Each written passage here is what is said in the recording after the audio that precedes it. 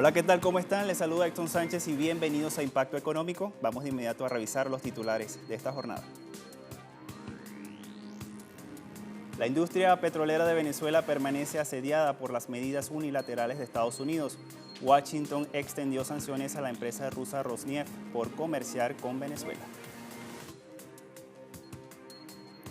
Al cierre de las dos primeras décadas del nuevo siglo, vamos a revisar cómo transcurrió la macroeconomía de la región a través de un estudio realizado por el CELAC.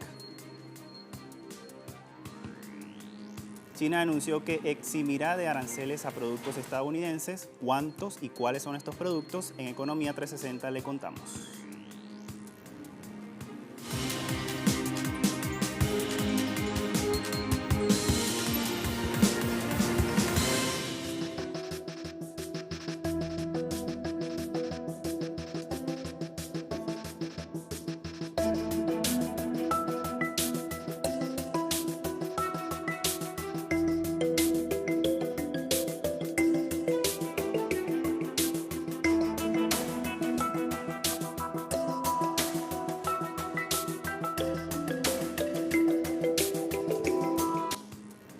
El gobierno de Estados Unidos mantiene la aplicación de medidas coercitivas contra Venezuela en el plano económico. En la jornada, Washington dirigió la acción contra una compañía petrolera rusa. La Oficina de Control de Activos Extranjeros impuso a la rusa Rosneft Trading y a uno de sus directores, Didier Casimiro, sanciones por su colaboración con Venezuela. El gobierno de la Casa Blanca acusa a Rosneft de manejar las exportaciones de petróleo de Venezuela para eludir las sanciones que Washington aplica al país suramericano. De esta forma arbitraria, el Departamento del Tesoro estadounidense dio un plazo de 90 días para que las compañías suspendan los negocios que están realizando con esta firma rusa. Asimismo, Estados Unidos emitió una licencia general para que las compañías que estén haciendo negocios con Rosneft Trading cierren sus negocios con esa firma. En una postura antipatria, el parlamentario opositor venezolano Juan Guaidó celebró la medida estadounidense contra las empresas PDVSA, calificándola como una victoria, pese a que el país recibe en gran medida divisas por la comercialización del crudo.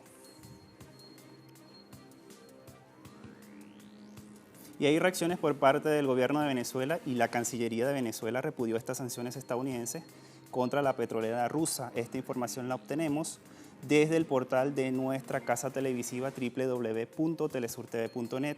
En su interior dice que el canciller Jorge Arriaza aseveró que la decisión de Washington busca perjudicar al pueblo venezolano y el comercio petrolero con otras naciones. El alto funcionario, quien participó en una plenaria nacional del Congreso Bolivariano de los Pueblos, enfatizó que las decisiones del Departamento del Tesoro son medidas coercitivas que violan los principios de la Carta de la Organización de las Naciones Unidas. Asimismo, recordó que las medidas se han recrudecido desde que Trump llegó a la Casa Blanca, perjudicando a PDVSA y con el bloqueo las cuentas de este Estado venezolano, cuyos recursos son usados para adquirir medicamentos y alimentos. La balanza comercial de Colombia durante el 2019 cerró con un elevado déficit, según un reporte del Departamento Nacional de Estadísticas. Estamos hablando del DANE. En el año anterior, el déficit comercial colombiano subió 53% hasta los 10.769 millones de dólares frente a 2018. Esto se debió al aumento de las importaciones en 2.7% y un valor superior a los 50.200 millones de dólares, mientras que las exportaciones se ubicaron en más de 39.500 millones de dólares, con una baja de 5.7%. Las ventas al exterior impactaron negativamente por el débil desempeño de sus principales socios comerciales y la desaceleración global.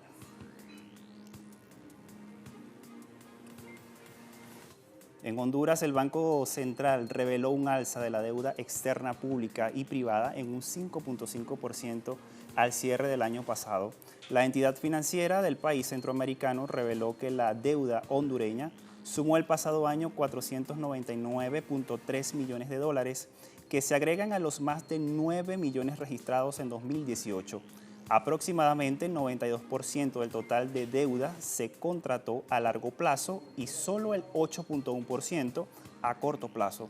De acuerdo con el Instituto Nacional de Estadísticas, el Banco Interamericano de Desarrollo y el Banco Mundial, a inicios de febrero, casi el 43% de la población vive en pobreza, con mayoría en zonas rurales.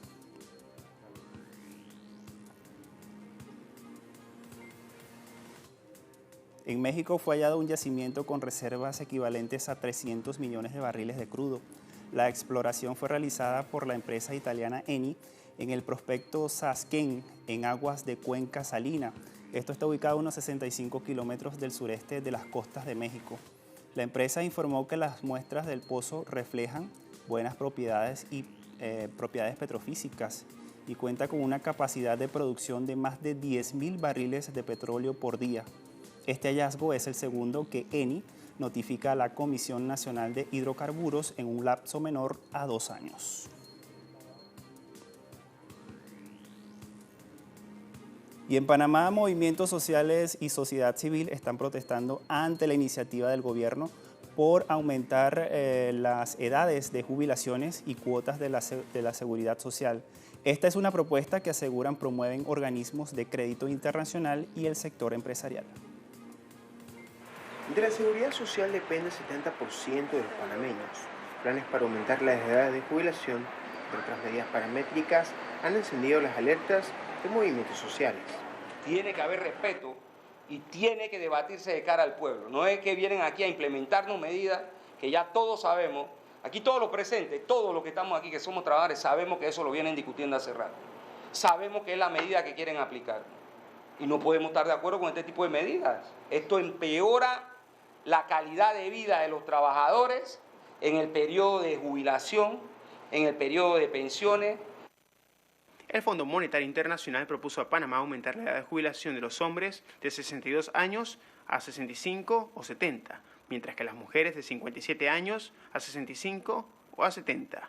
Las cuotas para las jubilaciones pasarían de 240 a 300. Esto significa que los años para completar las cuotas pasarían de 20 a 25. En tanto que el cálculo para la pensión sería en base a los 10 mejores años de cotización y al 37% del total.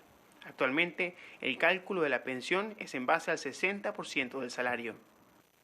Organizaciones capitalistas quieren seguir saqueando al pueblo panameño, imponiendo medidas como el aumento de la edad de jubilación, como el asalto final a la caja del Seguro Social, y estamos aquí como la continuidad de una lucha para detener esos apetitos voraces que van a hambriar más al pueblo si pasa. Nosotros vamos a luchar.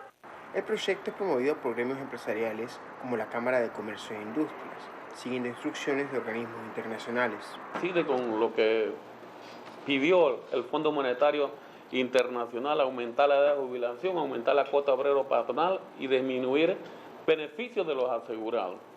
Entonces, pues frente a eso, nosotros rechazamos esta recomendación de la Junta Técnica, pues no tiene los elementos. Ellos mismos plantean que no tienen el estudio actuarial o financiero del 2018. Y lógicamente, si no tienen los elementos, ¿cómo va a dar recomendaciones? Esta medida forma parte de otras dadas por el Fondo Monetario Internacional, tales como el recorte de gastos de salud y de educación, bajo argumentos de mantener el crecimiento económico. Hugo Vera, Telesur, Ciudad de Panamá. Es tiempo de hacer nuestra primera pausa. Al regreso vamos a hablar de la macroeconomía en la región. No se aparte, esto es Impacto Económico.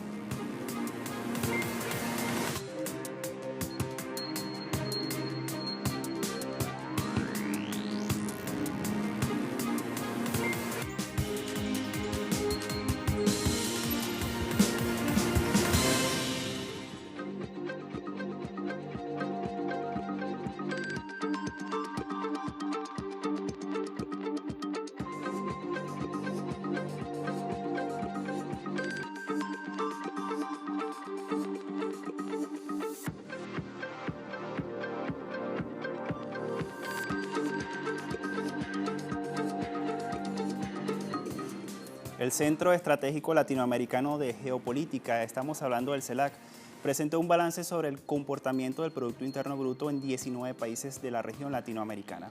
Y tras culminar las 2 primeras décadas del siglo XX, el investigador del centro, Nicolás Oliva, señala que ni la liberalización de la economía garantiza el crecimiento del Producto Interno Bruto, ni este basta para ofrecer bienestar social.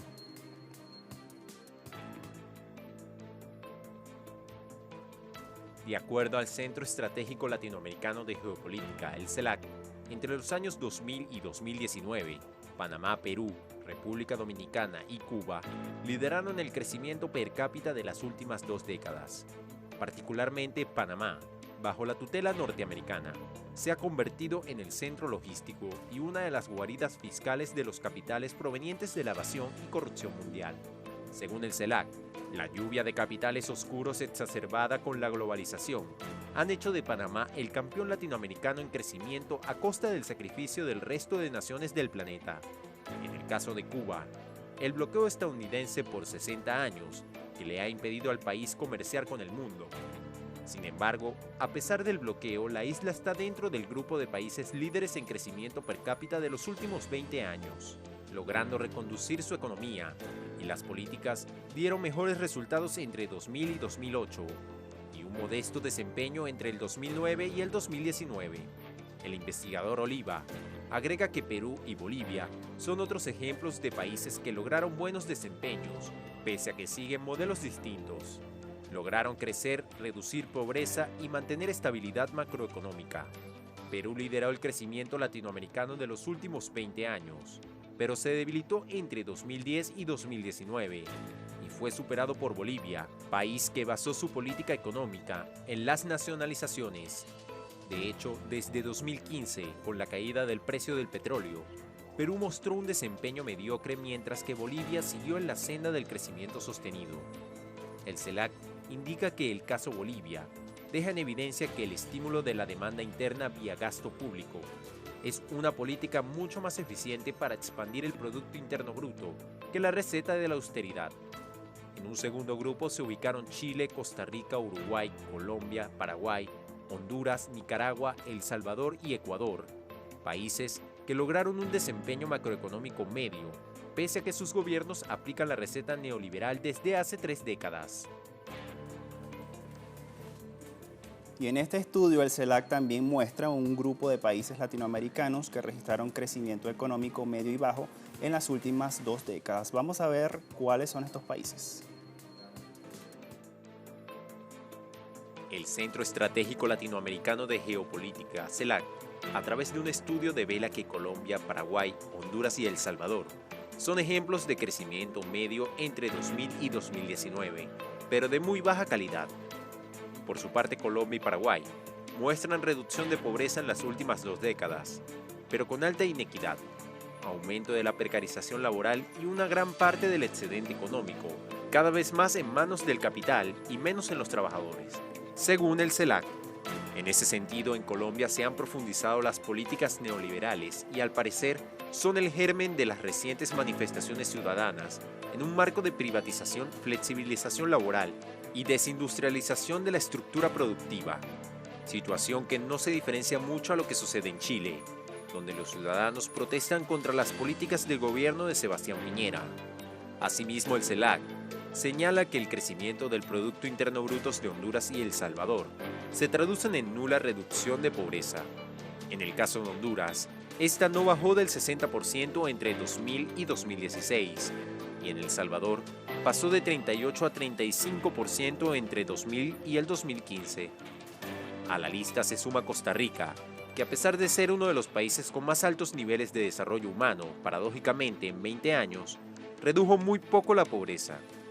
Sin embargo, en el otro extremo del grupo de países de crecimiento medio, nos encontramos con Ecuador, que redujo la cantidad de pobres de 52% en 1999 a 23% en 2016.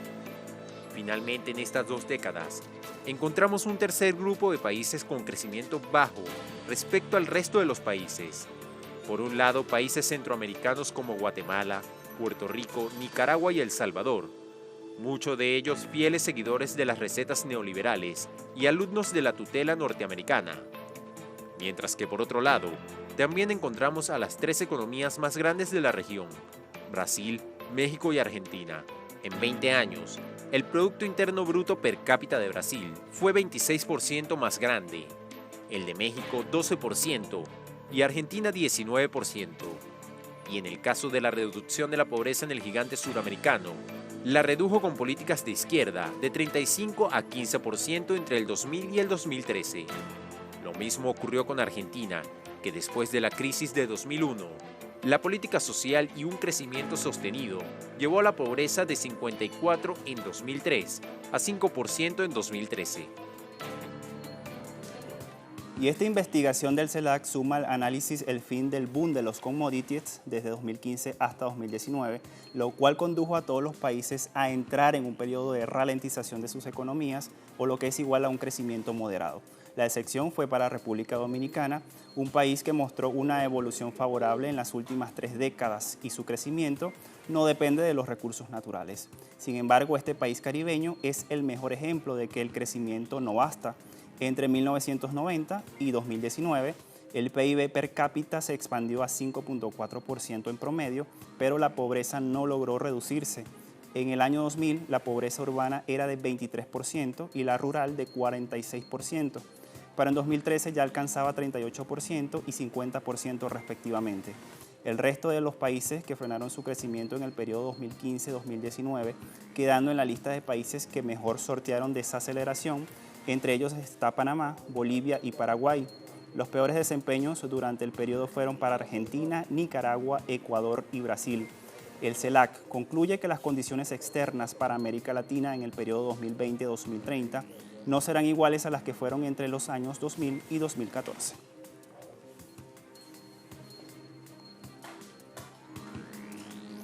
Concesiones arancelarias es nuestro tema a desarrollar al regreso de esta segunda pausa.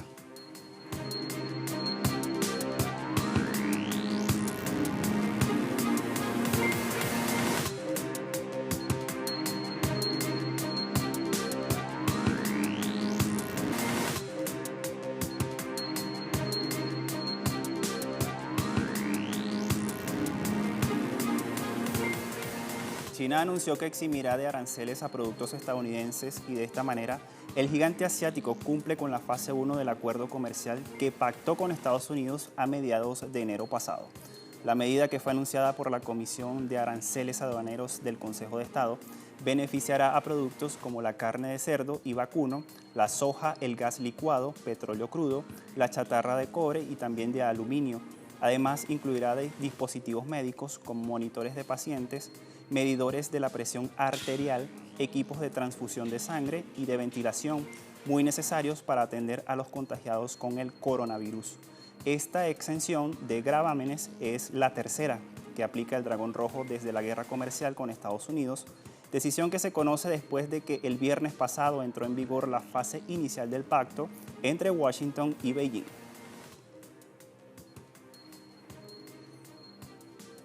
El ministro de Finanzas francés Bruno Le Maire dijo que el gobierno estará muy atento a la preservación de empleos y sitios industriales en Francia.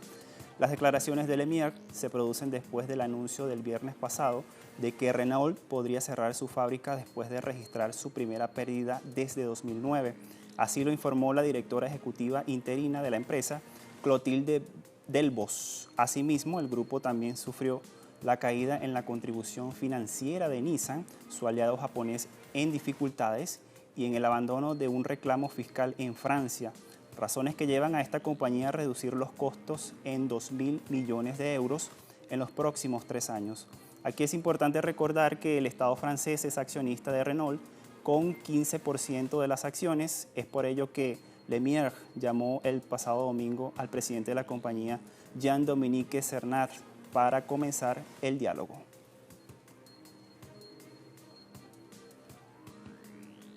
La deuda pública de España se ubica en más del 95% del Producto Interno Bruto. Datos difundidos por el Banco de España revelan que este país cerró el año 2019 con el endeudamiento de las administraciones públicas en 95% del PIB. Este resultado significa una reducción de 2.1 puntos respecto a 2018. Y se sitúa 4 décimas por encima de los objetivos remitidos por Madrid a la Comisión Europea en su plan presupuestario de 2020, en el que se preveía una deuda en el 95.1% del PIB. En concreto, el conjunto de la deuda pública española asciende a 1.188.893 millones de euros, y pese al elevado porcentaje que el endeudamiento representa sobre el PIB, El gobierno se mostró satisfecho porque se trata de la cifra más baja desde 2012. Y el gobierno de España crea un impuesto sobre los beneficios de los gigantes digitales. El nuevo gravamen tasará en 3% los beneficios generados por ciertas actividades como la publicidad en línea, las plataformas de venta de bienes y servicios o la venta de datos recogidos a partir de las informaciones que son aportadas por los usuarios. Asimismo, se aplicará solo en las compañías con al menos 750 millones de euros de facturación anual en el mundo o 3 millones de euros en España. El Estado español espera recaudar 968 millones de euros gracias a este nuevo impuesto, además de otros 850 millones por una tasa sobre las transacciones financieras aprobadas también este martes. Sin embargo, el Ejecutivo retrasará su aplicación hasta finales de año entre las amenazas de Estados Unidos de represalias arancelarias.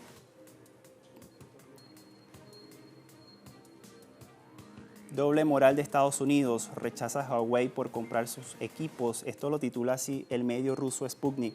El medio dice que Washington declara su rechazo a Huawei y convence a sus aliados de que hagan lo mismo, pero en la práctica ni siquiera puede renunciar al proveedor chino. Y en este sentido, Washington volvió a prolongar la licencia de Huawei por 45 días, esta vez hasta el 1 de abril, a pesar de todas las acusaciones y críticas que se vertieron últimamente sobre el gigante tecnológico.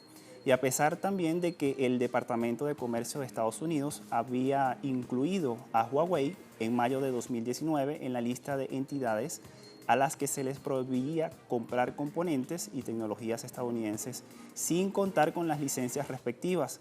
Asimismo, Sputnik indica que los operadores pequeños de telecomunicaciones que prestan servicios en zonas rurales y poco pobladas en suelo estadounidense son los que más dependen del equipamiento de Huawei.